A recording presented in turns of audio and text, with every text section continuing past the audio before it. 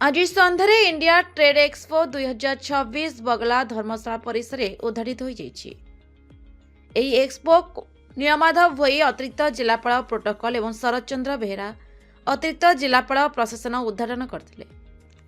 उद्घाटन अवसर में अतिथि माने एही व्यापार मेलार सफलता तांकर शुभेच्छा एवं सहयोग जणाइथिले। इंडिया ट्रेड एक्सपो 2026 माध्यम देशर विभिन्न राज्य सहित विदेशी देशमानकर प्रदर्शक माने तांकर विविध उत्पाद एवं नूतन अभिनवता प्रदर्शन करछन्ति, जहाँ व्यापार संस्कृति एवं आर्थिक सहयोग को प्रोत्साहन देउछि। एही एक्सपो व्यावसायिक संयोग, आंतर्जातीय व्यवसाय नेटवर्किंग, सांस्कृतिक विनिमय एवं ग्राहक संपर्कता एक सक्रिय और आकर्षणीय मंच प्रदान करने उद्देश्य रखिछि। यह तार आयोजन काल में बहुसंख्यक दर्शकों को आकर्षित करियो बोली आशा करा जाउछि। एही आंतर्जातीय व्यापार प्रदर्शन में 80टी सुनियोजित स्टल रही, जो भारतर विभिन्न राज्य सहित ईरान, अफगानिस्तान भली विदेशी देशमानकर अग्रणी प्रदर्शक माने अंशग्रहण करछन्ति।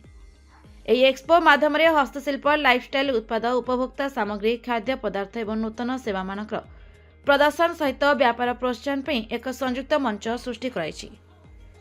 पुरीरो Dibakar Pradhan report, the republic Odisha 24 news.